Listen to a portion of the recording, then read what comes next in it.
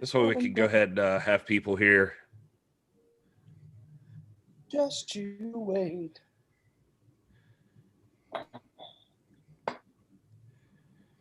You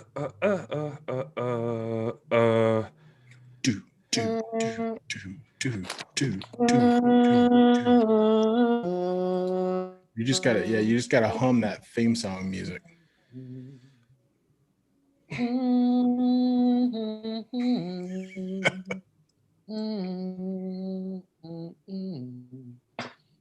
Not that one, Rob. the other epic one from Sunday. Oh yeah, that's right. We're just talking, and we're live. We're actually on here. We live. Yeah, we're live, Rob. You got to come on here ready to go. You never know when we're going to start the show. We got people out here. We got people out here waiting on us. We can't just like be playing around. Hey, shoot, we got work to do, guys. I didn't even comb my beard or nothing for this. I was just ready to go. Mine stays combed.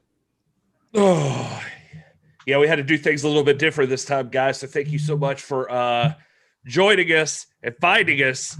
I don't think there's like I don't know. I was gonna send it out on Facebook or something, but who cares? We'll just figure it out. Send it out. Yeah, you guys send it out. If you're watching, send this out. Get the word out. We'll retweet you. How about that? That'll work.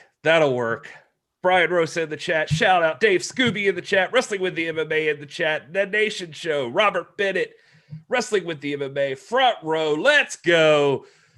What's up, you beautiful people? This is Gary Horton. This is the NWA. It's the podcast celebrating the past, present, future, history, legacy, and tradition of the greatest pro wrestling entity of all time. We're talking about the National Wrestling Alliance. But tonight is our UWN PrimeTime live after show. There was a little light on the NWA action, but there was some, and we'll get to that in a moment. But first, I'd like to introduce you to my posse, the regulators. Will Martin. What's up, Will? I like that. Regulators. Rack it up. Did you say rack it up? It's supposed to be mount up. I feel like if you don't say mount up. They say both, man. Yeah. Go back and look at it. Well, the other voice I was about to say the other voice that you're hearing that is completely wrong is the doctor, Rob Stinson. Don't let him do your surgeries, but he can tell you about something. I don't know. Whatever. Let him do your surgeries. It's a good I make you famous. I make you famous. I let him do one surgery on me, and I regretted it. You weren't saying that at the time, Will. You weren't saying that at the time. That's because you knocked me out. I woke up 30 minutes later. This won't hurt much. That's so weird. Rob was like, I got to YouTube some stuff before we do this. And it went great. That was the last thing I heard before that anesthesia kicked in. I was like, huh? Oh, man. So there's so much to talk about tonight. The Braves, thankfully, Rob's here in his Braves gear. The Braves pulled one out over the Dodgers just barely. They saved the game. They made it. I'm going to tell you who they saved. They saved you because we were 7 innings. Let me tell the world this. They have to know. We were 7 innings into this. The Braves were cruising along. And Gary texts me and says, they got this. We're up 7-0. There's no way they can lose. I got the text. And I was like, Gary, no. Hold on. I was like, baseball newbie. I was like, boo. Where you at? Did not hear that. You did not hear that. Don't let him get to you. Like you might be having a rough night, Rob, but I had a good night. I got the shout out on UWN Primetime Live. The show got the shout out. There's a lot of stuff to talk about. There's a world title tournament coming up. There's the Cowboys back. There's obviously there's Hammerstone. There's all kinds of things we could discuss. But I guess we'll just jump right into everything and start from the before we start, let me say I'm so happy for you on your shout out, man. I remember the first time I got my UWN shout out, and it was like a strawberry wine. 17. Come on, man. Oh, Welcome to the club. I love What do it. I got? Who's What do I got to next? do? What do I got to do to get one?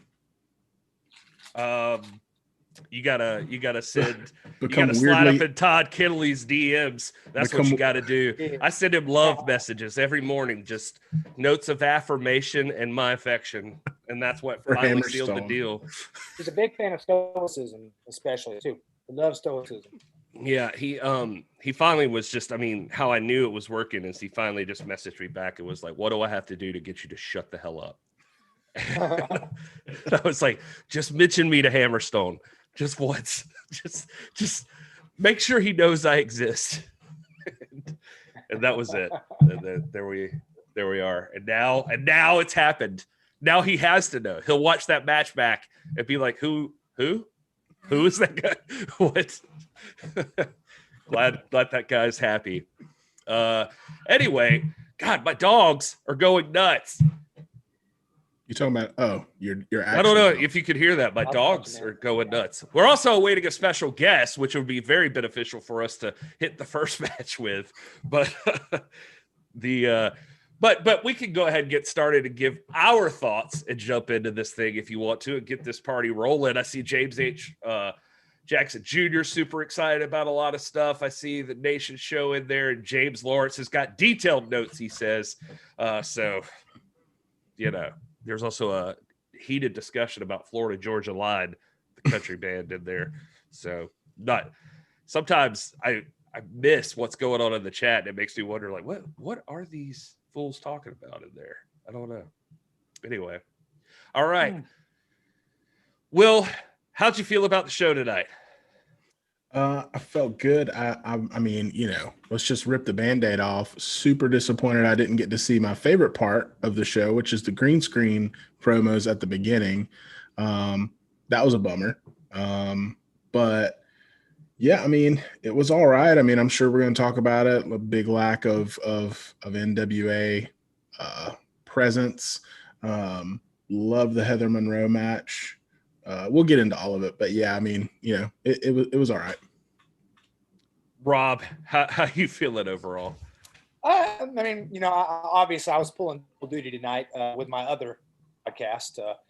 I know. I almost feel guilty asking you that. No, man, not a bad show, man. I'll tell you, some great women's action tonight. I will tell you that off the cuff, like Will, I've got to have more NWA. I mean, I've got to have more NWA. I was very, very pleased to see James Storm and surprised. Thank you, WWE Front Row, for the heads up on that. And I missed Alyssa on the commentating team tonight, but it was okay. It was a good show. It was a good show, solid from top to bottom. I didn't see a lot of tomfoolery or chicanery or any lameness. Like not that the shows have been lame. There have been a couple of points that we weren't quite comfortable with in previous episodes. We didn't see that tonight. Pretty much solid wrestling from top to bottom. With some names that I could see anywhere, including show up in the Power Studio when this kicks off here real soon. It wasn't bad. More NWA though. Yeah, and just to clarify, in case my assessment a second ago sounded like a downer, like it was last week. No, I thought the wrestling on this show was very, very good quality. The matches themselves were excellent. I mean, as Rob said, I mean, there was nothing that stood out to me. It was like, oh man, rolling my eyes or anything like that. I thought it was a fantastic wrestling show. But obviously this is the NWA podcast. So it's, when you don't have a Thunder Rosa defending the women's world title and you don't have Nick Aldis and you don't have, a national title match, it's always going to be a notch below, those first 3 weeks. But the wrestling top to bottom, as Rob said, I agree with that, was fantastic. Yeah, 100%. And we actually did get some news as well on Thunder Rosa. So that's going to be exciting stuff. So we'll get into all of that. But first up, this thing opened up, like you said, Will, I mean, just the elephant in the room, obviously, is going to be that The green screen promos that we always rave about, that we love, that remind you of the old days, like getting ready for the Rumble or something else. Just everybody just talking at the camera about what they're going to do tonight. And unfortunately, all of that was lost to a title screen. It just stayed on right up until the very first match, which I was, thank God. Thankfully that they got it back before we actually missed any literal action in the ring. But it did. I mean, I'd be lying if I wasn't sitting there thinking, like, how is this still a thing? How are we still having problems?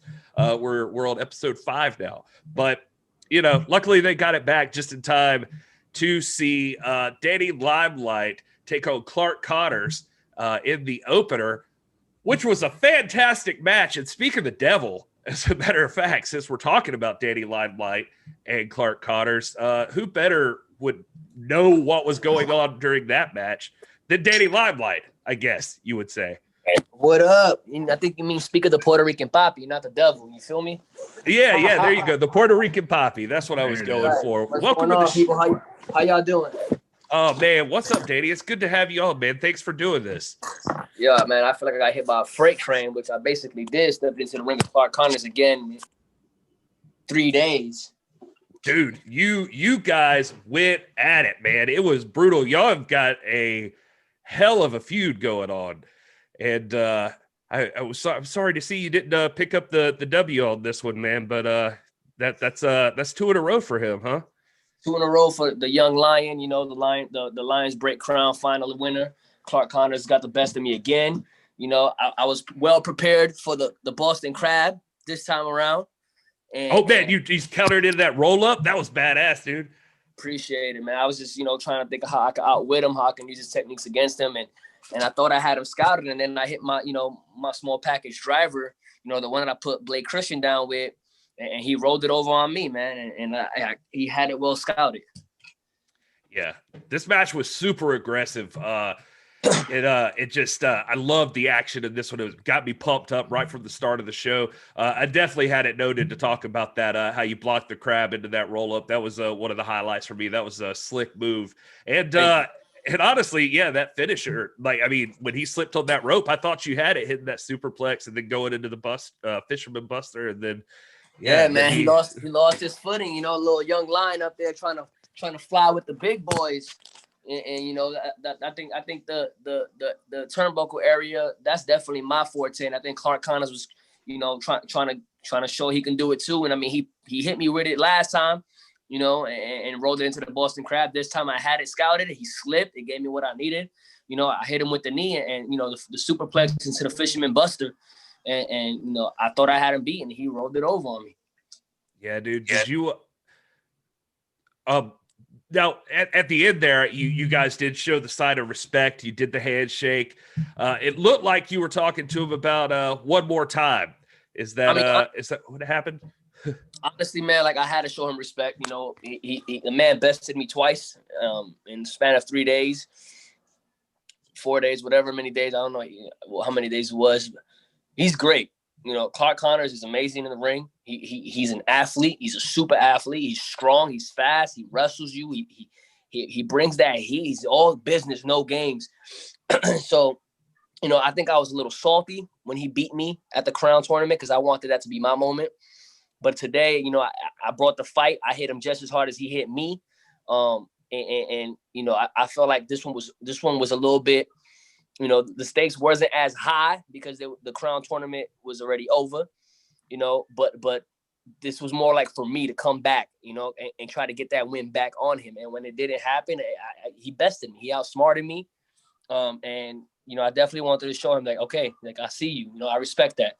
But I definitely did ask him for one more. Yeah. Fool me once, shame on you. Fool me twice, shame on me. I'll be damned if somebody fool me 3 times. Yeah, I'm looking forward to seeing that. I mean, at least with the tournament win, it's not, ain't no shame in going down to the tournament winner. You know what I'm saying? Mm-hmm. You got to think about it, man. Clark Connors is the real deal.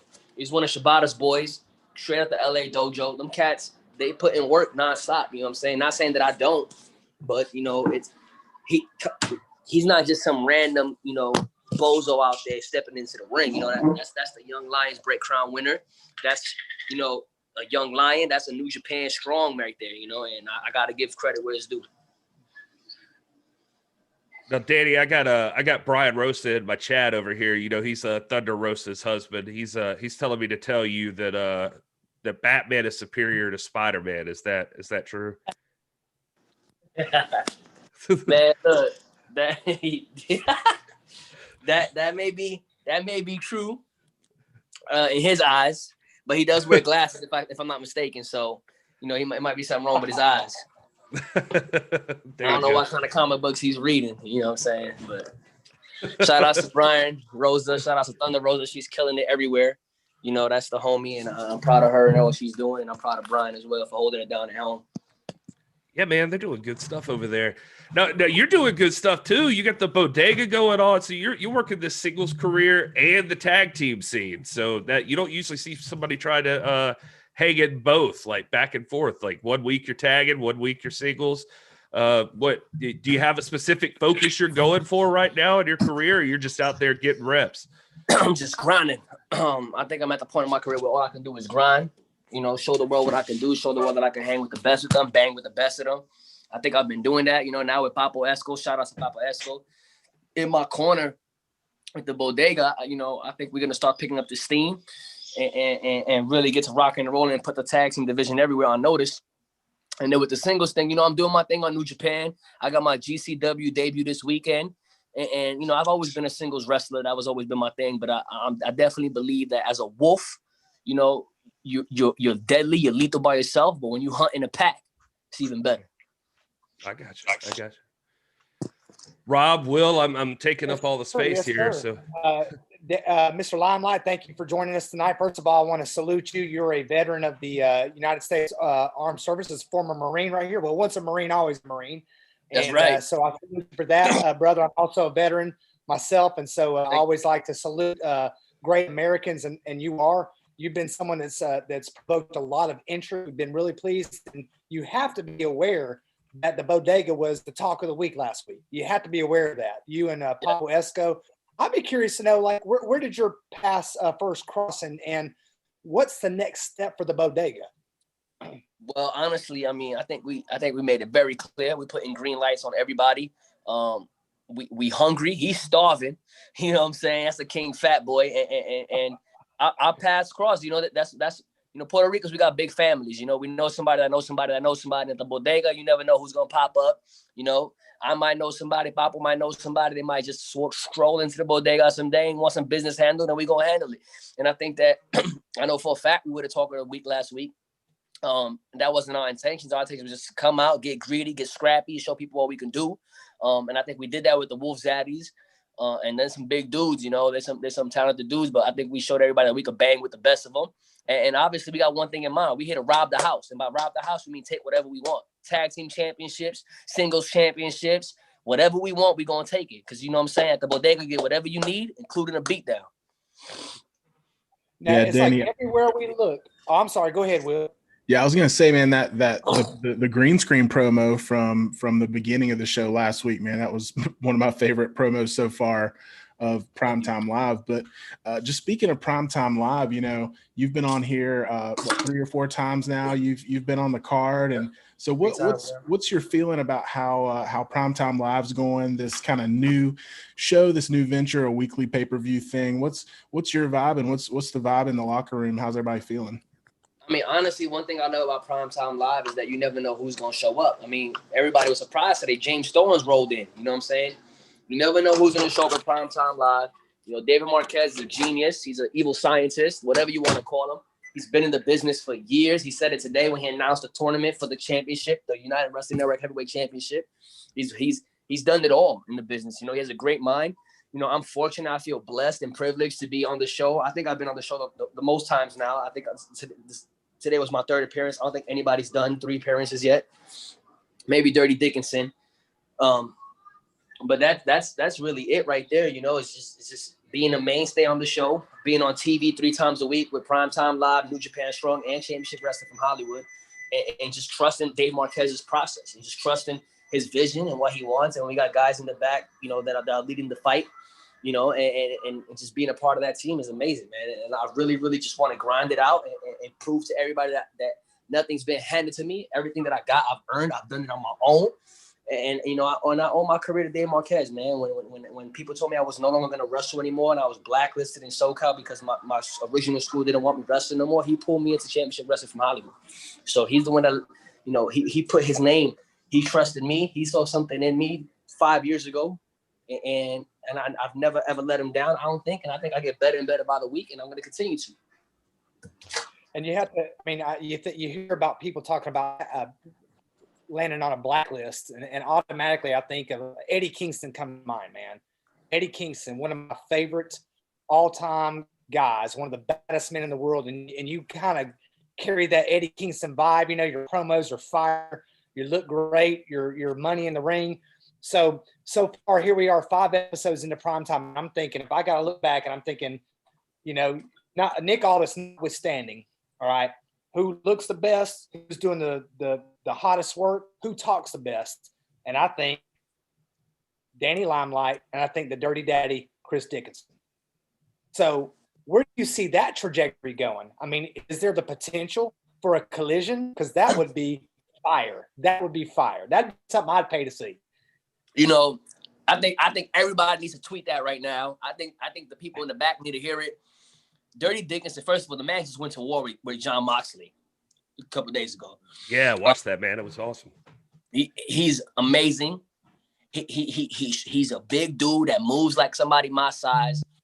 And you know, he has that jiu-jitsu background. He has that MMA background, that background of just beating people up, beating people down. He talks a good talk, but he backs it up. And with me, it's the same thing. I feel like I could run my mouth for days, but I know how to get down and get scrappy when I need to. And I said it the other day. I said, you know, I think I tweeted it out when he ran through some dude on Primetime Live. I said, he just needs somebody who's scrappy to get in there with him and throw down. And, you know, he's been watching me. He tweeted today, matter of fact, he watched my match with Clark Connors, and he said something about, you know, I got my eye on you, something like that about the match being good and stuff. And that's coming from somebody who I feel the same way. He's killing it right now. With this tournament announced for the first ever United Wrestling Network Heavyweight Championship, who knows? I got to earn my place in that tournament. I'm sure he's already earned his place. You know, I think he's 2-0, 3-0 or something like that. And at the end of the day, if our paths cross, you damn right, it's going to be Venom versus Spider-Man, whatever you want to call it, any kind of comic book, fucking animation, any kind of comic book, like you know, movie, cinematic, whatever. It's going to be an explosion. It's going to be a fight. It's going to be a scrappy one. And you know, the better man's going to walk out, whether it's me or Chris Dickinson. I love to throw down with him. Yeah, now you dropped it right there. My next question to you was going to be, we had that huge announcement about the big tournament coming up for that United Wrestling Network Championship. So are you looking to put yourself in the mix on that thing? Well, I'll tell you what, there ain't been too many tournaments running lately on the wrestling scene. And the one that has been was on New Japan Strong, and I went to the finals. I've been taking on some of the best in the world these last few months. I've been killing it on Primetime Live. I've been killing it at Championship Wrestling from Hollywood. I want to throw my name in the hat. I don't have that power, though. I can say all I want. I want to be part of this tournament. It's going to be up to them to decide if I deserve to be there or not. I'm going to bust my ass to get there. And if I'm given an opportunity to enter another tournament for a prestigious prize like that beautiful championship, then you best believe I'm going to do whatever it takes to walk out as the first ever United Wrestling Network Heavyweight Champion. Hell yeah, man. You're hungry, man. We can see it. I'm hungry right now. I see that, yeah. What you eating on there, Danny? What you eating on? And some spicy ground beef. No, see, he's keeping it healthy. He's I like it. I gotta got ask you this. my body fat's down to 12% right now. I'm trying to hit 10%. So, you know, I gotta make sure I'm eating right. There you go. That's right. There you go. That's inspiring. You, So you following the baseball postseason right now? Listen, don't bring up my Yankees or I'm gonna leave the chat immediately. Man, we've got nothing but respect for the Yankees, man. Nothing but that. I'm glad we don't have to face them. Yeah. You know, once my team got bounced out, I stopped watching. I got you. Yeah. I got you. I did watch the finals, the NBA finals, though. I saw that. yeah, you saw Rob was torn watching your match tonight and the Braves and the Dodgers. So he was like bouncing back and forth. I had you on though. I had you on just so you know. I was watching. Dodgers, man, you have years of loyalty to them, so I feel good. Oh man. So Danny, we're gonna run down this show, dude. I don't, if you want to stick around, we'd be happy to have you here and stuff, or if you want to, about Elena Black making her United Wrestling Network debut. That's I definitely wanted to bring that up because you definitely tweeted about her earlier, and we've seen Elena Black a lot lately. We saw her just recently on we watched the Mission Pro show, and we covered that over at the Thunder Rosa threw on, and she was a big part of that. Took on Rachel Rose and came out victorious there. Here she took on a big challenger in Heather Monroe. That's another Heather Monroe, the killer babe. She's killing it everywhere she goes. It's true, man. And she's a veteran now. Like she's all over the place herself, showing up on AEW and I've been on Championship Wrestling from Hollywood for as long as I've known it. And unfortunately, she was a little bit too much for Elena Black on her debut, which that's I guess that's to be expected. That's again, it's a home court advantage. Home court advantage. Got the experienced veteran in Heather Monroe. She has that killer mentality. Somebody like Elena Black coming in here, not really knowing. Yes, because people probably look at Heather Monroe and they think, oh, she's just a pretty face and she does a lot of talking, but she can back it up. She has some pretty hard-hitting strikes. And I think Elena Black brought a great fight, to Heather Monroe, but it was just, Heather Monroe had that experience, that upper hand. Yeah, I'm vibing with like everything Elena Black's got going on, like her style, like her like the carrying the whatever's in the box, and that whole thing, and that just she's got some wicked music coming out and everything. How'd you guys feel about Elena Black? Will, Rob? I thought it was awesome, man. Again, I'm continually impressed by the women's matches every week on Primetime Live. I mean, I feel like they're giving us, exposing us to awesome new talent. I mean, Elena Black, of course, as you mentioned, we had been covering her a little bit here lately, but getting to see her on that stage and especially against someone the caliber of Heather Monroe and just seeing those two clash and go at it. I mean, that was a treat for me, man. And I'm a huge Heather Monroe fan. I mean, she is, when it comes to technical wrestling and just hard hitting, women's wrestling, she's hard to beat. Obviously we saw her get beat by Camille in week 1, but it was good to see her come out on top tonight. So it was an awesome match, man. One of the highlights of the night for me. Same thing, man. Heather Monroe, she is a woman, an athlete that should be at the level of a Penelope. I mean, she is at the level of a Penelope Ford, of a Camille. I mean, we saw her take Camille to the limit, man. I've never seen Camille ever, staggered like she was in that match. And that speaks to Heather Monroe's talent, her ability in the ring, her ring generalship, her being a veteran. Elena Black, I happen to be in Buda, Texas at Mission Pro. I'm going to be there next month. I saw her take Rachel Rose down. You guys know Rachel Rose is one of my favorite in the world. And I saw her take Rachel Rose down. So this was a fantastic match. For me, this might have been the match of the night. I think one thing that Marquez has done with UWN is he's showcased women's talent like very few others do aside from the NWA or Mission Pro. And this was a great match. I expected Heather Monroe to win this, and she did. But that's no shade on Elena Black. I mean, she brought it all. She left her heart on the mat. And I want to see much more of both of them. Now, you go call that match of the night. We got Danny Limelight sitting over here. I think I think he can appreciate that. I mean, the Danny Limelight match was a great match, but these women, man. I mean, this match, I walked away. I was distracted for 6-7 minutes. Came back and they were still at it, and they hadn't missed a beat. For me, a man calls it like they sees it. This was the match of the night for me, man. I respect that. I respect that. You didn't get distracted for 5 to 7 minutes in my match though. No, I didn't. Oh man, that's funny, man. I love you, Danny.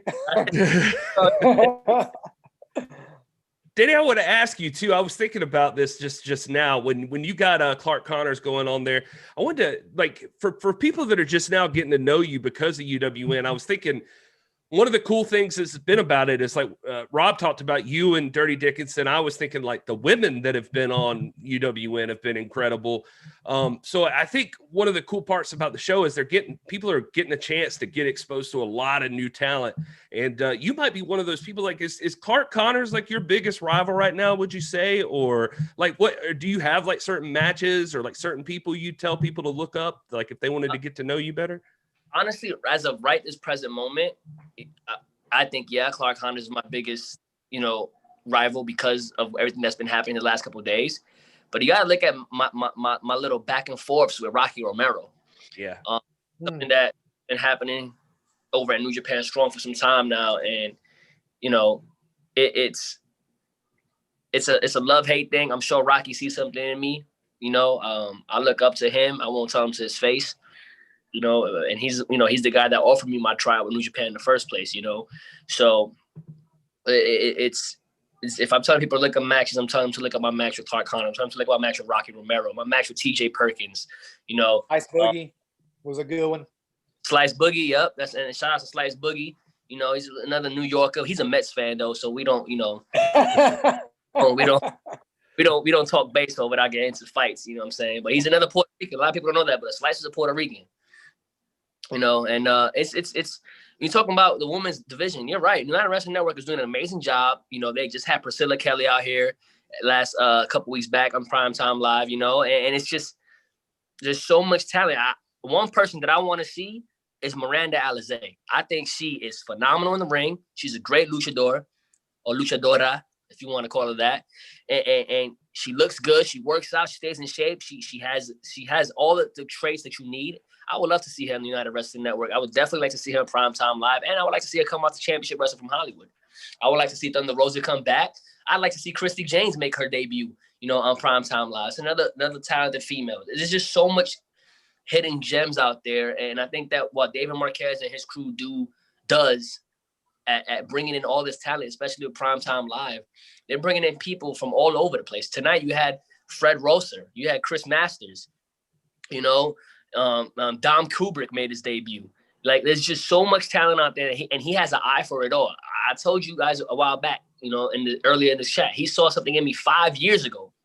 Right. I look back at my matches from 5 years ago, and I want to throw up, but he saw something, and that's what he does. He sees something in all these talents, and he brings them in, and he gives them a platform as big as Primetime Live, exclusively on pay-per-view and the Fight TV, and they get a chance to show who they are. And I think that as this continues to progress week after week, you're going to be seeing more new faces and more familiar faces, and you're going to be able to see all these great first-time matches that hadn't happened yet, and that's something that you're only going to get on Primetime Live. Has your paths crossed with Lindsay Snow, who won the Bloodsport tournament just a couple days ago against Allison Faye? I have not had a chance to cross paths with her yet. The only reason why I say Miranda Alizé is because I've had 3 intergender matches, if you want to call them wrestling matches, whatever you want to call them, with a female involved in my entire career. And the last match I had was against Miranda Alizé, October 18, 2019. Last year, almost a year to date. And she brought the fight to me. And there's not that many, if you want to say gender stuff, there's not that many men that could bring that kind of fight to me. So, she's somebody that I respect, and that's why I mentioned her name first, because she's the first thing that popped up. And then I mentioned Christy James because I've tag teamed with her in AAA. I've tag teamed with Christy at the Crash in Mexico, and she's another phenomenal athlete. We're gonna give a shout out to J Cal from the Alliance blog in the chat. He's wanted us to ask. He wanted us to ask you if you miss him. So that's I would miss him if he bought a Danny Limelight t-shirt from ProWrestlingTees.com/Danny Limelight. Hey, that's a good idea. Everybody in the chat should do that right now. ProWrestlingTees.com/Danny Limelight. I got dope designs up there. Go check it out. Now, but I do miss J Cal. We got to do another podcast, the Lions blog. We need to get that rolling soon. Let's run it back. And you gotta what was I gonna say? Sorry, I was reading this chat here. Everybody's interested in how obsessed Rob is with women's wrestling. That's what's going on right now. I'm obsessed with good wrestling, and right now, women's wrestling is good wrestling. So, Facts. J. Cal says ordered, though, so maybe you get some orders in here. Everybody should. And everybody tweet at Marquez, say we need more Danny Limelight on United Wrestling. They're saying that right now? they are. They're saying you bringing that positive energy, man. Let's do it, man. Let's go. Bring me back. Put me in the ring with. Matter of fact, I'm going to shoot my shot again because I don't know if anybody been paying attention to Leo Rush's Twitter. He put me on his list. I want to wrestle Leo Rush. Let's make that happen. And I want to wrestle Dirty Dickinson. Let's make that happen. And I want to wrestle Matt Seidel. He's another person that said my name. Let's do that too. And what better place to do it than on Primetime Live? Let's address the elephant in the room here. Let's address the elephant in the room while we're throwing names out. The cream de creme, the pinnacle, is the 10 pounds of gold. The belt currently owned, operated, manipulated by the real world's champion, Nick Aldis. Yes, sir. I'm not even going to ask the question. I'm just going to let you filibuster on that. You know what's crazy is I don't even think Nick Aldis knows who I am.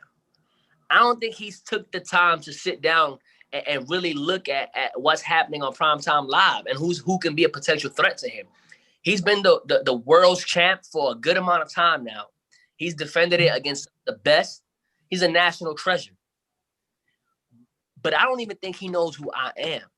And that might be sounding like a shot at myself, but the truth is that means he's not ready to step into the ring with somebody like me.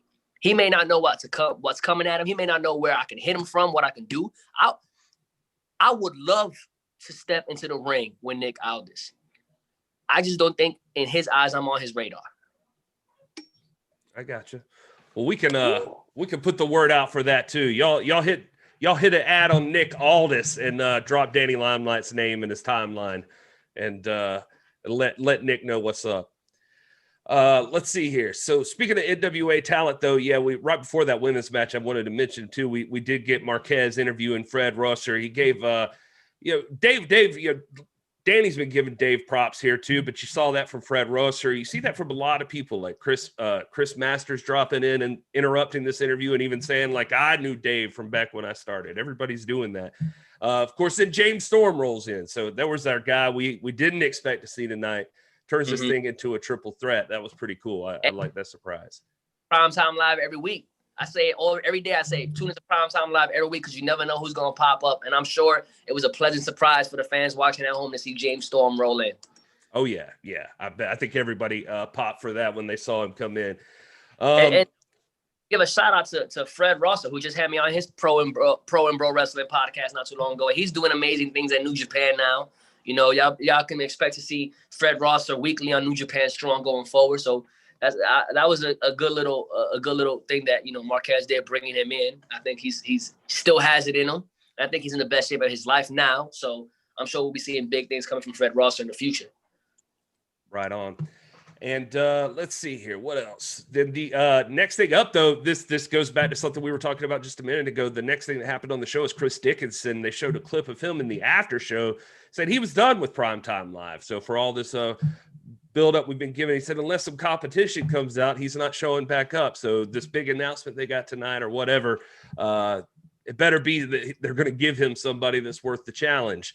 And Chris Dickinson, look, I'm right here, dog. You want a real fight? You want a scrappy dude? Don't go running off, you know what I'm saying, taking your wins and then leaving with your ball. Come back and let's play. I thought they kind of impressed him last week, Will. I thought they like he seemed like he was kind of happy after he he ended up taking on Max Caster, I think it was last week. And then Max gave him a good fight. I thought he was satisfied, but I guess not. I mean, he was mildly impressed. That's the takeaway I had. But obviously, as we saw at the end of the show, once he had a chance to process all of it, he still wasn't there, man. And then he went off, as we know, this weekend and had a hard fight against John Moxley that was incredible. So I mean, he's hungry, man. You gotta look at it like that. Yeah, this guy wrestled Max Caster. Maybe he was impressed, but then he steps into the ring with John Moxley, and he's like, okay, I could take back what I was feeling because now I seen some real, you know what I'm saying? So maybe he wants a real fight, and you know, I got some fight in me. And there's a lot of other talent in the United Wrestling Network roster that has fight in them. So don't run off yet, Chris Dickinson. Come back. Let's work. Hey, I was new to Bloodsport, and I think these guys were too. Have you done Bloodsport or anything? I have Bloodsport yet.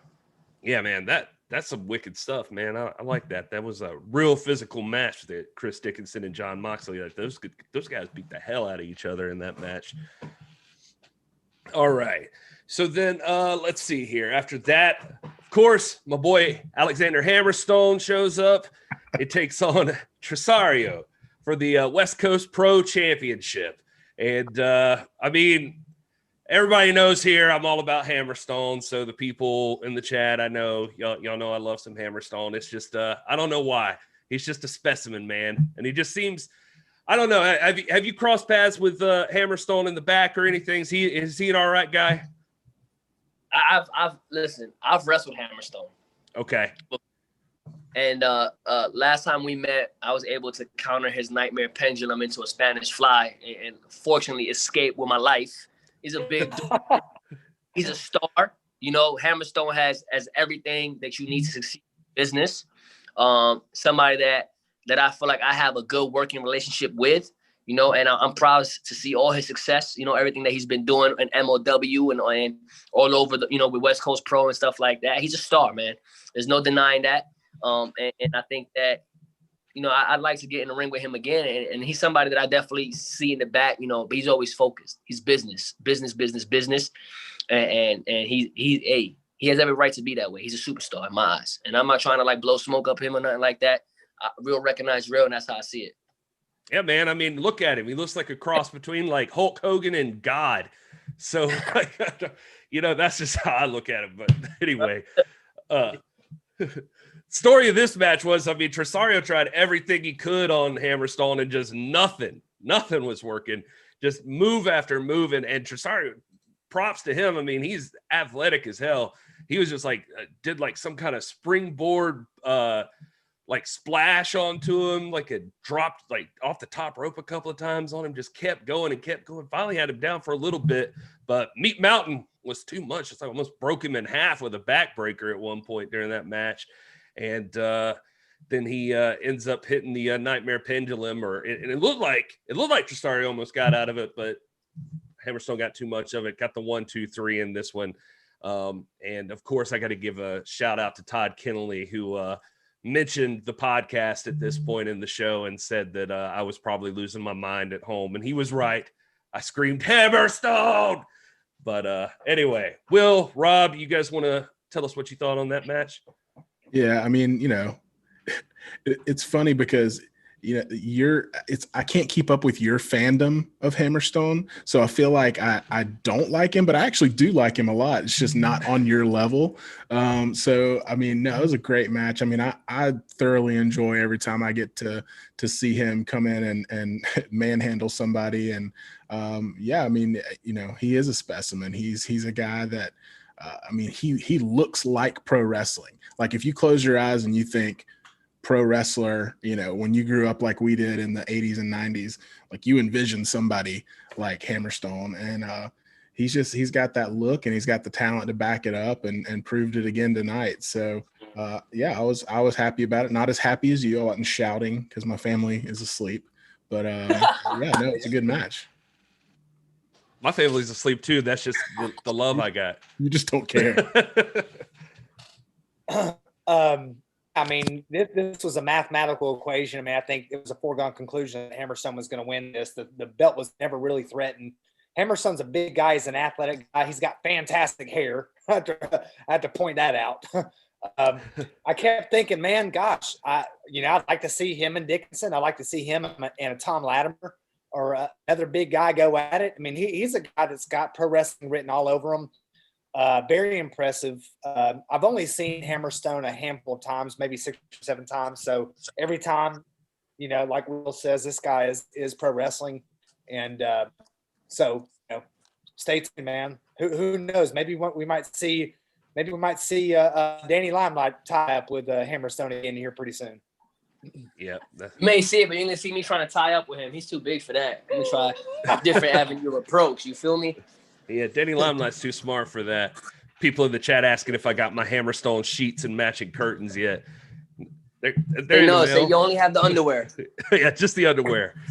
You also get some love for your dog there, Danny, too, just so you Oh, know. my dog, my pit bull, his name Yeah. is Thanos. Yeah, what was the name again? His name is Thanos. Thanos. Oh man, that's Yeah. awesome. But he's not as tough as he looks, you know. Oh yeah, that's always the story. It feels like. I like this too. You tune in, you get here live. You never know who's going to show up. Danny Limelight's here. We're getting a tour of his place and everything. Shit. There's a question in the chat about how you got home so quick. Oh yeah, some people are asking. They were like, "How's he already home?" I drive a Camaro, you know, so 85 all the way. Oh, I saw some love in here for you too, saying you should they should bring back the NWA Junior Heavyweight title and you should take on Barrett Brown. But you already beat Barrett Brown. I was just about to say, you know what? If they bring that title back, technically they should just hand it to me because I just put Barrett Brown down in the Lions Break Crown tournament, you know. So yeah, that was like round one. Good. And it should be, you know, if anything, I should definitely be in the talks. There you go. Maybe they'll bring it back. Let's see here. So moving on from Meat Mountain, let's head away from the Beef Castle to Fred Rosser, Chris Masters, James Storm, triple threat. Rosser and Storm start off working together against Masters. They just kind of get him out of the ring, and Masters don't want no part of it. Then lets them two of them go at it. Story with this match, it seemed like no matter what, though, Rosser just like he was just getting beat on constantly. Every time he turned around, it was either Storm or Masters by the time this thing got going. But he did not give up. He was just he was like they couldn't keep him down. He wouldn't die, kept getting up. And he even took a huge DDT from Storm out there on the stage. That was brutal. And I thought it was. I don't know if there's a David Krivjansky in the chat, but if there is, I want to give him a shout out. He just purchased a shirt from a Pro Wrestling Tee store. So if he's in the chat, give him a quick little shout out to Dave. Oh, hey, Dave. Scooby. Oh, is that? Yeah, that's Dave Scooby. Yeah. Yeah. All right. Much love. Appreciate it. You're getting some love from Brian Rosa also saying he would like to see Danny Limelight versus Chandler Hopkins. Would be good. We're just, of course, obviously talking about that, but he's seconding that. So a lot of love in the chat for you, man. Hell yeah. And you're talking about Fred Rosser. That's Mr. No Days Off. You know, they put a good beating on him, but he ain't give up. He had that heart. You know, he was blocking the hate. He was doing his thing, and I felt like, you know, he was the better man of the three tonight for sure. Oh man, he looked good. You know, you see him wrestle, and I've seen some of his stuff like in the I think it was the New Japan stuff I've seen recently from. Yeah, he's in the best shape he's ever been. I think he's in he's on his best game right now. People who are sleeping on Fred Rosser needs to stop hating and tune in because the man is ready to rock and he's hanging with the best of them. So he's definitely one of those guys you see him now and you're like, what were they doing with him over in WWE? I mean, you know, not to throw shade on WWE, but that's you're just like, man, this guy could go with anybody right now. Yeah, he can. He's talented. I tell you, he's in the best shape ever, man. He looks like $1 million, and he's working his ass off. And I think there you go. So yeah, he kept Storm from getting the pin on Masters after that DDT, and Storm goes for the last call. Chris reverses that into the Master Lock. We got to see that, but Rosser breaks it up. Ends up tossing Storm outside and hits that gut check on Chris Masters. Gets the 1, 2, 3. Will. I see over there nodding. Fantastic match, man. And historically, I'm not a big fan of triple threats, especially when it's for a title. This one obviously wasn't for a title, but man, I mean, these three guys are world-class athletes. They got in there and they put on a hell of a match. Love that Fred got the win. That was just good to see, man. I mean, it was just one of those authentic, genuine, good feeling moments for me. It was cool to have James Storm there in the mix. I mean, he's been a topic of conversation for us lately here in the NWA fam, with his contract status and all that. So it's good to see him back in the mix and to see him part of Primetime Live. So that was really cool. But yeah, I mean, I thought the match was great, man. It was hard fought, and the victory was well earned. Yeah, same thing here. We talk about this quite a bit, Danny. That we feel like prize fighting should be mano a mano, 1-on-1 generally. This is a change of pace for us. It was a good match. I feel like the best man in the ring did not win. James Storm should have won this match. He was this is a guy who is an NWA World Champion right now, holding one half of the tag team championship. But fantastic, great for Rosser. I mean, in a triple threat match like this, that's the variable. I mean, the best guy doesn't always come out on top. Sometimes it's a matter of fortune, it's a matter of momentum, it's a matter of luck, any number of things. All three of these guys deserve to be in there. I expected Storm to win it. I was a little disappointed that he didn't, but it was a good match. Hey man, Rosser took that beat down, so it was I was feeling for him by the end of it, so I was happy to see him come back. But go ahead, Danny. I didn't mean to cut you off. No, you're good, man. I think that James Storms is phenomenal. He's obviously a current champion with the NWA. But I maybe might be a little bit biased. I think Fred Rosser is in the best game of his life right now. I think he is. Look, for play on words. I think he's in his prime. Right. Prime in his prime on PrimeTime Live, and I think he was the better man today. And I think that he earned that victory. He fought hard, and that's not taken away from Chris Masters. That's not taken away from James Storm. I just think that Fred Rosser was the better man. There you go. Next up on the show was Dave Marquez out, and he's officially announcing an 8-man global tournament for the United Wrestling Network Heavyweight Championship belt.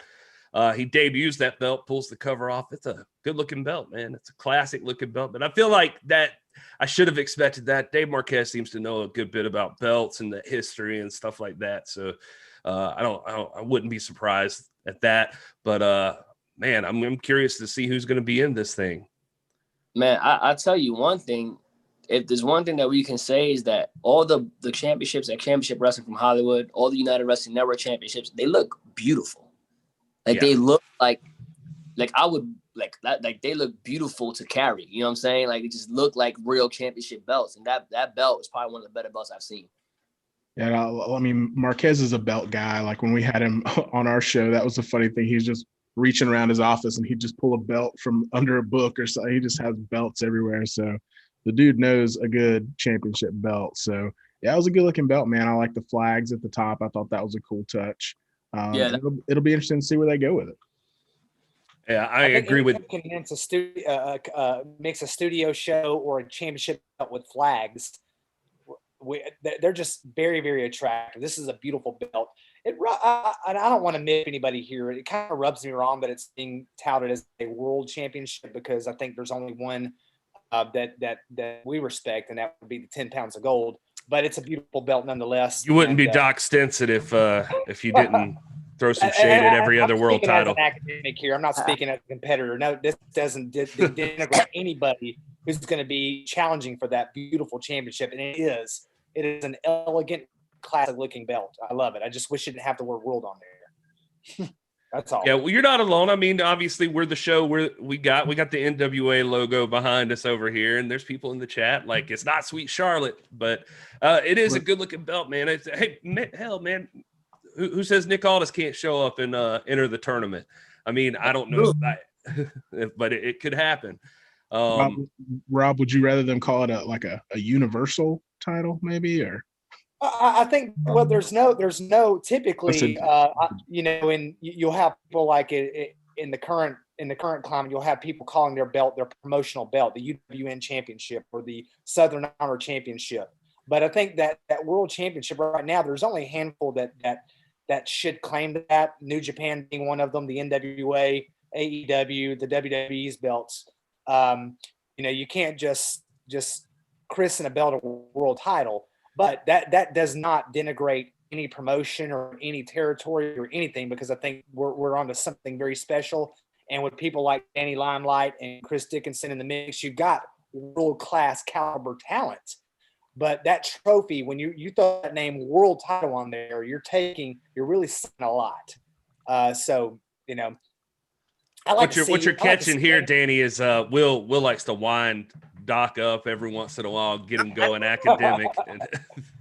Point is valid. He's entitled to his opinion.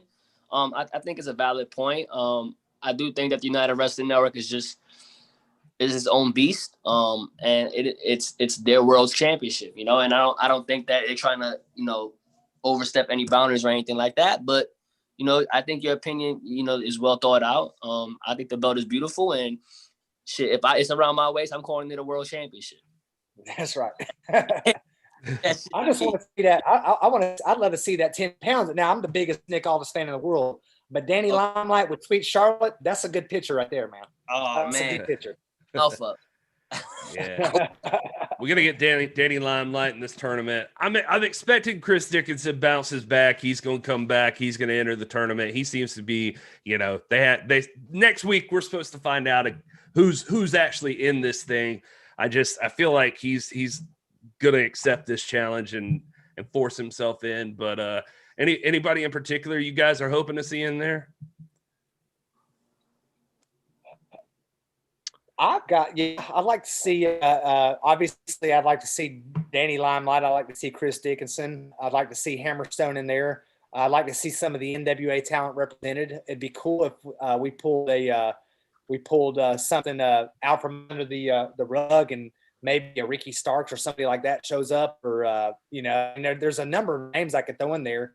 I mean, gosh, man, we've seen a menagerie of talent here the last 5 weeks, and David Marquez keeps bringing them. And any of those names would fit beautifully in that tournament. But when we're talking about, if we're going to go the route of calling it a world title, man, you got to have a Dickinson in there. You got to have a Hammerstone. You got to have a Danny Limelight in there. You got to have some of those names that are getting that best. You know, you got to have some of those caliber of names in that tournament. So, you know, I expect all 8 men in that, I expect them to all be recognizable names, all respected names, all worthy names. So we'll see, man. Who knows? Who knows what he's going to do? Well, J Cal's mentioning Joe Henning in the chat just to get me excited. I'd love to see Joe Henning appear anywhere, to be honest. But I keep thinking of Aaron Stevens as well. If we're going to talk about NWA, you know, recently lost that national title, but been, you know, present on UWN PrimeTime Live. And then Mike Bennett, man, you know, I mean, he had that first match against Nick Aldis, and you know, we're hoping to see a part 2 of that feud. But he's somebody as well that I could totally see in that mix. When you're talking about, you know, some key players from PrimeTime Live, I feel like you got to throw those 2 guys in the mix as well. Hey, man, Mike Bennett, for what it's worth, that was officially announced for next week. Mike Bennett is making his return to UWN PrimeTime Live, so he will be on the show. So you may very well get your wish there. I see names like, chat room. You can let us know throughout the show as we wind down the recap here, just who you'd like to see. I see Eli Drake's name getting dropped. I see Sammy Guevara, Tim Storm. Anything about Tim Storm? Tim Storm, there you go. There you go. So, yep, Scorpio Sky getting dropped in there. So there are a lot of good names that could show up. It'll be interesting. And there's plenty of people that have been on the show already that we've been introduced to on PrimeTime Live that it would be cool to see go for the world championship there. The final match on the show was for the you're talking about beautiful belts. I mean, I had that same thought, especially when Dan Joseph came out with that television title. I thought that's a good looking belt. He took on the illustrious Dom Kubrick, like Danny said, making his debut on UWN PrimeTime Live. I don't know if you see Dan Joseph in the back, but he seems like a real excitable dude. Like he's just like bouncing around. Like Dan Joseph's a good dude, good father, and I think that he's been carrying that belt real tight, real close to him. That's one belt that I have my eye on. Oh yeah, that's my favorite belt right now that I've seen. I really like that belt, and I have my eyes on the United Wrestling Network Tag Team Championships too. But we gonna leave that talk for another day. But speaking of Dan Joseph, I thought that Dan and Dom, they had a great match. I thought it was a good way to end the show. Dom Kubrick is another, you know, talent that isn't talked about as much, but he's coming straight out of Santino Bros Wrestling School, and I think he's phenomenal. Hey man, he took it to Dan Joseph in this matchup. I mean, just to the limit. I mean, as much as and I'm learning a lot of these guys as we go, but I've seen Dan Joseph in a few matches, and Dom might have given him one of his biggest challenges that I've seen him have. But yeah, Dan ends up catching him with that German and gets the 1-2-3 over Dom. But no shame for Dom. He had a hell of a match in there. Exciting match, as a matter of fact. Going for that's that. a tribute to that school, man. I mean, we've heard about that school here. It's come up here the last 2 or 3 weeks. We've been talking about that. They're producing some phenomenal competitors, man. I mean, you're talking about an elite school. We just talked about that last week, didn't we? Didn't that come up with who was it? It was one of the female wrestlers that trained at that school.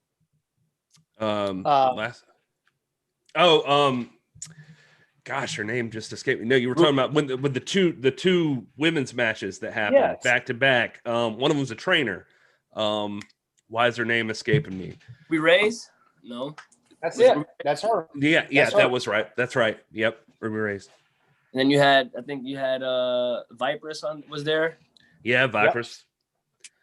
Yeah, and obviously, I mean, Heather Monroe out of there. So yeah. That's, a lot of that's people school out of right there. man. That's like the West Coast equivalent of Tried and True, man. I mean, that's a school right there, boy. Yep, that's all dividends of Joey Chaos and Mongo Santino. It's just they're breeding some stallions down there at Santino Bros Wrestling School. Yeah, there you go. Will, do you have any thoughts on this matchup you wanted to bring up? Well, I'm a TV title guy. I love the television title, and no offense, Danny, but for me, there's one TV title. This was actually gifted to me by our boy Jay Cal. He sent this to me in a little care package, but I love the TV title, man. I love what it represents and the kind of matches that you get surrounding a TV title. And this one didn't disappoint for me. It was a great match, and I love Dan Joseph. I think he carries the belt well. And now that you've put it in my head, Danny, I kind of want to see you go after that belt because I'd like to see that feud. So maybe we'll get to see some payoff to the words that you just threw out just now. But that was a great match. Totally agree. So that wrapped up our show. Now we did get some preview for next week. We're going to have another TV match, our TV title match, when it's the NWA television title. Zicky Dice is going to be defending against the Pope, Elijah Burke. We've been waiting for that one. That's going to be a good one. Pope was fired up last time, and can't wait to see him get his hands on Zicky. And we're also going to see the one called Mander versus, I think that's his debut on Primetime Live. And he's going to be taking on Max Caster, which I'll be happy to see him back. I dug that guy last time I saw him. Then, like we mentioned, Mike Bennett is going to be making his return to the show. And they also did go ahead and announce, Rob, you asked for it, you get it. Thunder Rosa is going to be defending the NWA Women's Championship against Serena Deeb on October 27th. They went ahead and announced that matchup. And this is a sequel, man. This is a sequel to an AEW match. And we have talked about the hard work that Thunder Rosa has been doing, just creating rivalries that everything she does, we want to see a sequel to, from Lindsay Snow to Priscilla Kelly to Hikaru Shida to Serena Deeb, and we get to see this. This is a Christmas gift from early. I can't wait, man. Got a lot of cool stuff coming up on UWN. There you go. And of course, we'll get the announcement of who those people are entering the tournament. Danny, how quick do they, like, do you just not know week to week sometimes? Like when we talked earlier in the week or something, you were just like, oh yeah, I'm not booked on Tuesday night. And then all of a sudden I see the announcement come out on Twitter, like Danny Limelight's fighting. And I'm like, well, dude, like what just happened there? I'm just always ready. I'm game day ready always. And so I got the call kind of last minute, but I understand it's like a hassle putting a pay-per-view together. And of course, once I got the call, I was always ready to rock. I get COVID tested weekly, so I'm always ready to go. And they told me who I was stepping into the ring with, and I was just fired up. I originally wasn't supposed to be there, but I'm glad I was. I'm happy to be a part of that show every week, and I hope to continue to be a mainstay there. Yeah, we definitely hope to see that too. Lots of people asking for Marty Bell in the chat. I don't know what happened to her. Where's she been? I see her in pictures with Allison Kay, but anyway. Yeah, she's out there obviously because her and Allison Kay are tweeting out like every day. It's hard to miss it. You know what I mean? Yeah. So we need more Marty Bell, man. We got to have more Marty Bell. Yeah, there you go. All right. Well, that wraps it up. I mean, Chad, if you got anything you want to add, you go ahead and throw it in there. We can stick with you. Danny, you're welcome to stick around. We'll usually hang out. I gotta get ready to head out, guys. But I truly appreciate you guys bringing me on the show. It's been fun chopping it up with you guys. For anybody that wants to follow me, Twitter and Instagram is at Danny Limelight. And once again, ProWrestlingTees.com/Danny Limelight. Whenever you guys get time, let's do this again. Man, listen to this guy. He knows how to do it. I don't even have to say anything. It just like flipped a switch and he was in promo mode. I like that. Always ready, man. Hey, Rob, Let's take do this notes. again. You know, whenever you guys ready, let's just do, you know, I can tell my story to chop it up and we can talk more about whatever. I'm down. Yeah, we'd love to sit down with you and get more details about your path and everything, and get some training for Rob here, because we've been doing this with Rob for forever, and it takes him like 15 minutes to get everything you just did in like 5 seconds. So, I'm just now getting off MySpace, man. I'm still trying to figure out how to arrange my top of MySpace. So you mean we're not gonna see you doing no TikTok dances anytime soon, Rob? I just came out on TikTok a couple of weeks ago. TikTok, my man said TikTok. I really appreciate you guys having me, man. Y'all have a great night. Thanks, Dan. Thanks, brother. Appreciate Tune in it. this Friday. New Japan Strong this Friday. Limelight versus Mysterioso. The Never Tour starts. Championship versus from Hollywood every week, and Primetime Live every Tuesday. Much love, y'all. All right, see you, Danny. Thank you, buddy.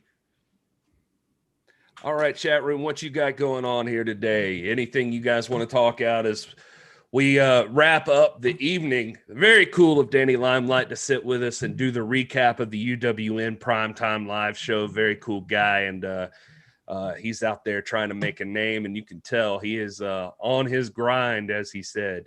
Will, how you feeling over there, man? Good, man. It's good. It was a lot of fun, man. I like bringing him in. We might have to bring him in for more of these recaps. He's got good takes on stuff. I like it. Agreed. Man, someone mentioned his positive energy, but he's got a lot of energy. I really would like. I want someone. I think this guy can go places. I'd love to see someone sit down with him and here take some notes out of the Ricky Stark school. Start marketing yourself. I want to see some vignettes selling yourself on social media. I'm looking him up right now. He's got 3,000 followers. This guy should have 14,000 followers on Twitter. You know what I mean? I'm saying, I've noticed over the last like couple of weeks, he's hustling on social, like he's trying to post some stuff and he's staying active. But you're right, man. He should I think he's working his way into it, man. I think he's found his calling and he is making a name for himself for sure right now. And so he's out here. Charisma for days, man. He got charisma just dripping. Skill, man. That opening match tonight was fire. That was good stuff. Oh, chat room. We got a few minutes. We can hang out with you if you want to talk about anything. Let's get it out of the way. There's something we need to address.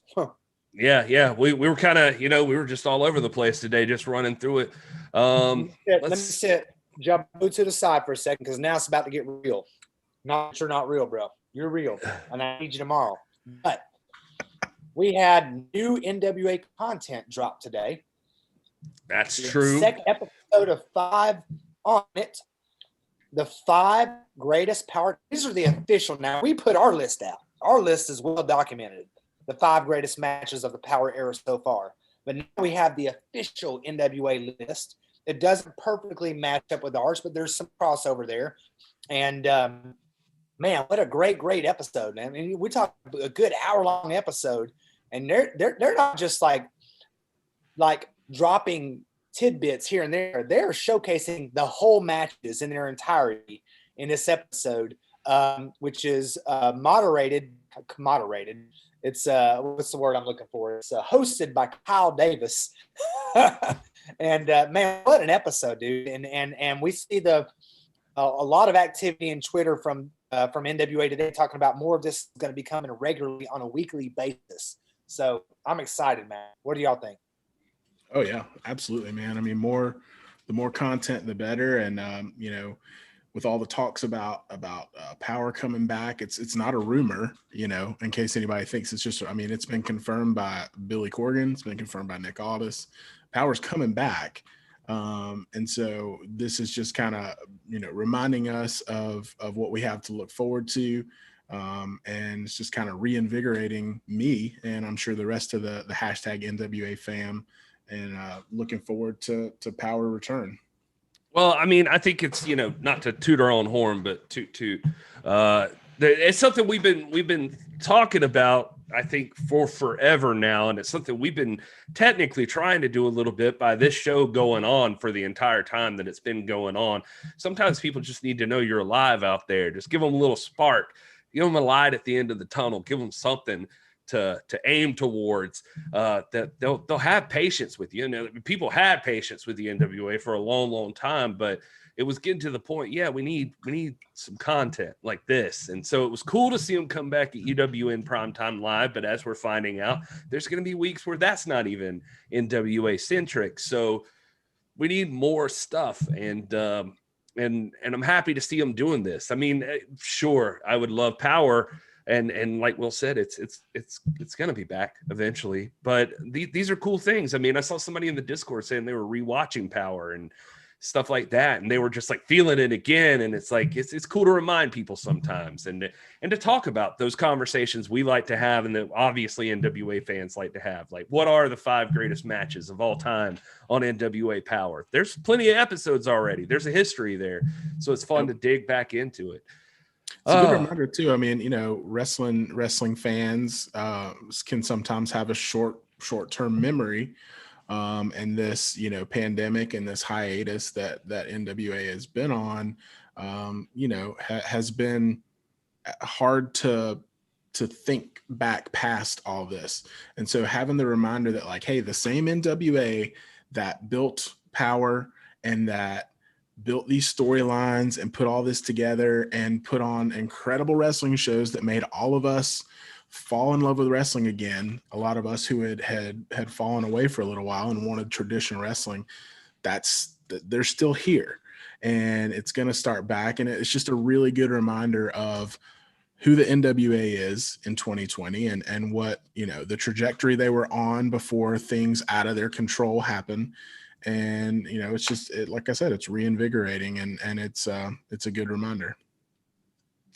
How about this? Speaking of more NWA content, I mean, we did get that announced, and we didn't focus on this that much earlier with Danny here. Just wanted to give him a chance to shine there. But Zicky Dice is going to be defending the television championship against the Pope.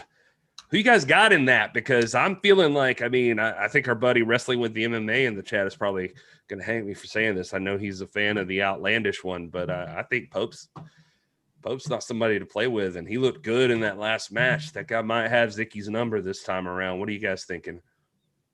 Yeah, I'll agree with you. MMA already went to bed, so I can agree with you on that. I mean, I think he's definitely got the enthusiasm and he's fighting for tradition. He's changed the equation here. This is not just simply a match for the TV title. This is a match about tradition.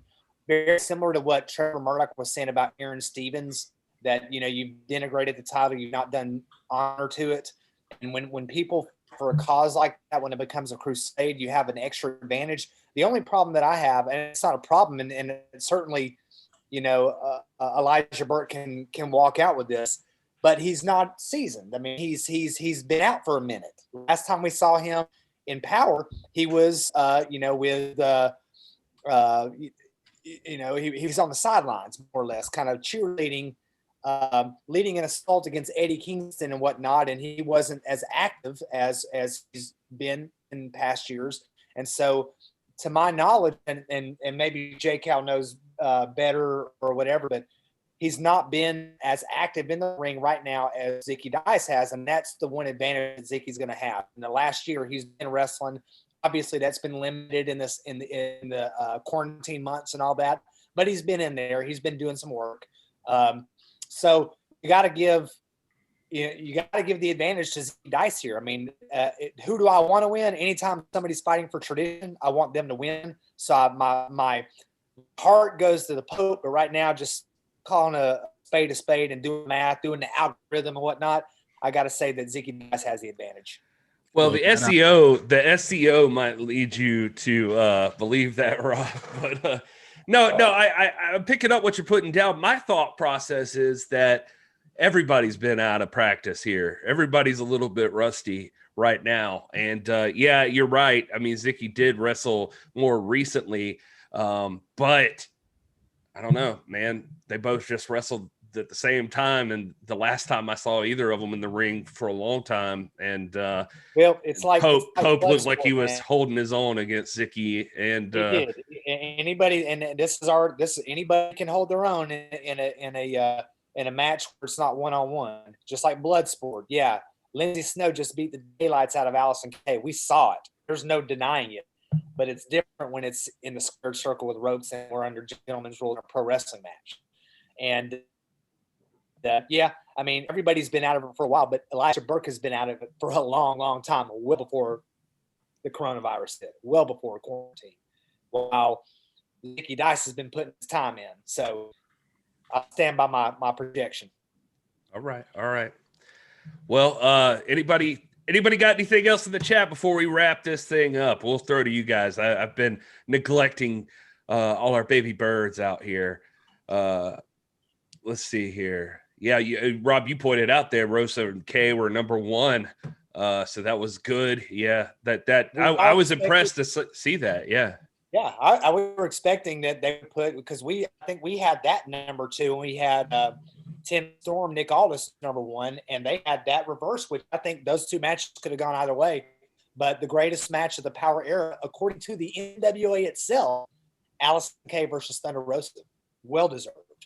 Yeah, very cool. Hard to argue with that, honestly. Yeah, I mean, it was a fantastic match, and honestly, that was not even like, I mean, it was amazing, but I still think their match at Hard Times was their best encounter. Like, I thought the two of them there were just unstoppable. Let's see here. We get a lot of love for Pope. Brian Rosa saying, "Go Pope, Jedi Warrior." Pope walks out as television champion next week. Ryan Murphy, any chance of a supercar for Crockett Cup in 2021? Tag teams from NWA, ROH, NJPW, AEW, mainly so I can finally watch a match between FTR and Briscoes, also Yes. mixed with Drake and Storm. Hell yeah, Absolutely, man. please. There is a chance, yes. All I'm hoping is for something like that, this good faith booking, like working together with inter-promotional stuff that they're doing. That's like one of my big end game goals would be, just so we could have a Crockett Cup with like tag teams from everywhere. That would be and I know this is a pipe dream, but for me, you guys can roll your eyes if you want, but I just want to see FTR holding those NWA tag titles. I just think to see a tag team look right with them, honestly. To see a tag team holding those belts that are a traditional tag team. You want to talk about traditional, Rob? That is a traditional tag team. I mean, those guys would represent that belt and everything, those belts and everything they stand for. So, that would be a dream for me. But again, I don't know how realistic that is. No, that's right. You're right. And then you got other teams too, like the Bodega could make a Crockett Cup appearance, and then just showing the willingness of the NWA to bring in vast amounts of tag team talent at a place like the Crockett Cup where anything can happen. You got to look at some local stuff here, right in the South Carolina, Alabama, Tennessee, Georgia area. Matt and Joey Lynch, or one of my favorite tag teams, Lex Lee and Kevin Kaufman, the Jungle Kings. I mean, anything is possible, but I would really, really, really love to see the Bodega show up in that. Oh, and I mean, they got dropped there, the Briscoes, but the Briscoes are one of my favorite teams to watch. They're just wild, man. Yeah. How you preaching, Gary? How you preaching? Yeah. Come on, let's keep talking about tag teams. I like it. No, that's it, man. Crockett Cups 2019 is still one of my favorite things I've ever. It's definitely my favorite show I've ever been to, and I can't beat it, man. If they got it worked out, where AEW, New Japan, Ring of Honor. I mean, New Japan was represented in the 2019 show, so was Ring of Honor, so was CMLL. So that's what you want. Like, you want some good quality competition from all over. Let's see here. Do some YouTubing on Harlem Bravado. He'd be great on NWA/UWN. He faced Aldis 2 years ago and had a great match. That's from Front Row. Thank you very much. See some love for Motor City Machine Guns, Lucha Bros. Yeah, all of those guys, man. Nobody wants the Young Bucks. I'm just saying. I like the Young Bucks. I got nothing against the Young Bucks. I think they're one of the best teams in the world. No denying it. I know. I was just trying to rile up James Lawrence, I think. Obviously, James Storm and Eli Drake, we need to see them in there. I mean, you still got Rock and Roll Express out there doing their work. So, I see the New Day get dropped in here. Man, if that could ever happen, that'd be amazing. But I cannot imagine a world where that ever gets to happen, but that'd be pretty cool. James Lawrence has got to crash, fellas. So do we. We can't stay up all night long. Let's end it on this. I was just curious about this. Somebody said, where was it? I thought this was an interesting point. WWLTD, just don't have the titles on the line at the Crockett Cup. It didn't work out well last time. Well, I don't know that it didn't work out well last time, but should the titles be on the line at the Cup every time, or should that have been like a one-time special occasion? It was a one-time special occasion. We're trying to crown a new tag team champion. Obviously, traditionally, the Crockett Cup has not been a venue to crown a tag team championship. It's not appropriate to do it that way. It was an act of necessity. The Crockett Cup is its own prize. It carries its own prestige, legacy, and history, as it should. But that is not that's not the appropriate avenue to decide. Normally, under normal circumstances, a tag team champion. We've got tag team champions. They've got to defend them, and someone has to claim it from them, and no one's done that yet. So until someone tells me otherwise, the only tag team in the world that I recognize as being real world tag team champions is James Storm and Eli Drake. I do love Rob sticking to his guns, Will. Like even when they announced the UWN Heavyweight Championship, Rob's like, well, it ain't a world championship. Well, it says world title on it. It says world championship on it. Like, it's not a world title, dude. I mean, it's a beautiful belt. Just there's one little typo on there. Anyway, Well, I know that's your forte, so I'll let you jump in there on that Crockett Cup and the tag team titles before we wrap this thing up. No, I think it was never meant to be an ongoing thing that the titles would be on the line every time, because it really doesn't make sense in terms of logic that if you're tag champs, then you got to put them up once a year at the Crockett Cup. The Crockett Cup is meant to be its own prestige, and it's in addition to the titles, as a credit to your name and something that can build your reputation and really put you in a great place in tag team wrestling. And honestly, we need more stuff like that. There's been too much, and not too much, but I think you guys will get what I'm trying to say, but there's been an overemphasis on titles, and it's taken away from everything that's non-title in wrestling. And titles have their place, and yes, they're at the top of the chain, but there is room in wrestling for things like the Crockett Cup, and for those to have their own place in history and have their own kind of place of prestige.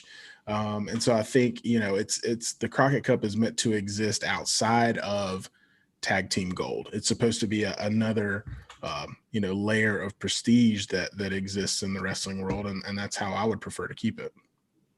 Yeah. I think I'm with you guys on that too. It was an interesting thing. They just needed to crown new NWA tag team champions. It was a good way to bring them back. But yeah, the Crockett Cup, if anything, I'm just so disappointed that 2020 has happened the way it has. And we were gypped out of finally seeing the Crockett Cup become a regular occurrence so it could become an annual tradition again. So hopefully 2021 will be a different story.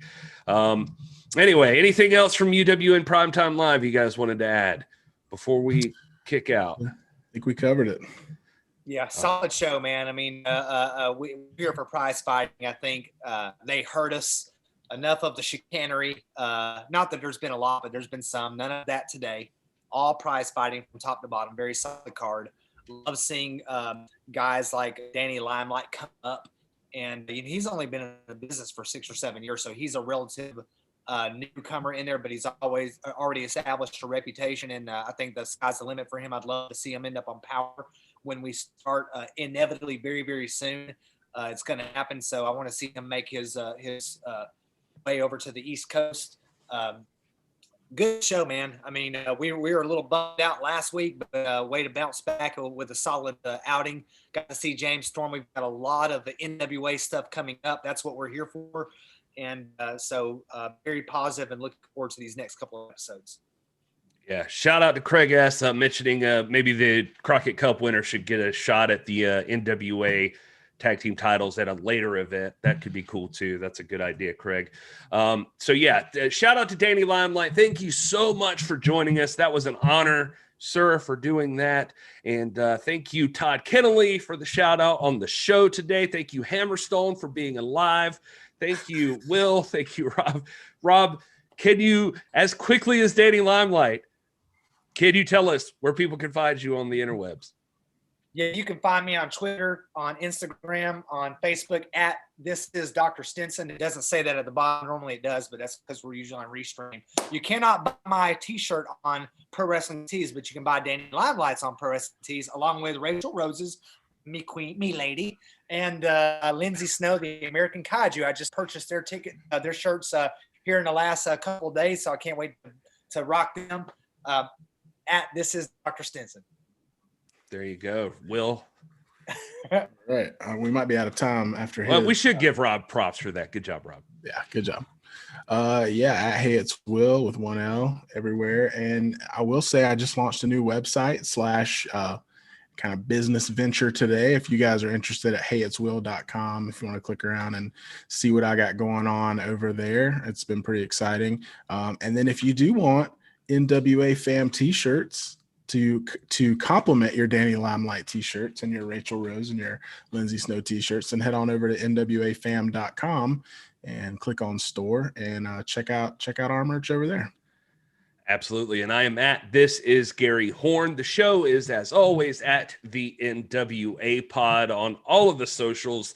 And make sure you hit subscribe down there if you're listening to this later or watching it later. 5-star reviews on iTunes always help out, but the easiest one is just go to youtube.com/the NWA Pod, hit subscribe, hit that little bell. It lets you know every time like this that we go live. And real quick, I just wanted to give a quick shout out to Front Row, WWLTD, Ryan Murphy, Jedi Warrior, James Lawrence, Ryan Murphy, did I already say that? Robert Stinson's in the chat, Craig S., Woodland Goblin, James H. Jackson Jr., all of you guys. We are grateful for you showing up here live and watching this with us, and talking with us and just sharing your experience of UWN PrimeTime. What? Why don't you give them our promo code for Manscaped? Oh, yeah, that's a good idea, too. So just as a special gift for you, since you're also important to us, you can go to manscaped.com right now and use the code NWAPOD, and you get 20% off and free shipping. They make great stocking stuffers for the men in your family who don't shave their balls. So yeah. Anyway, all right, that's going to be it for this week. Will's got to go to bed. So do I, honestly. So until next week, enjoy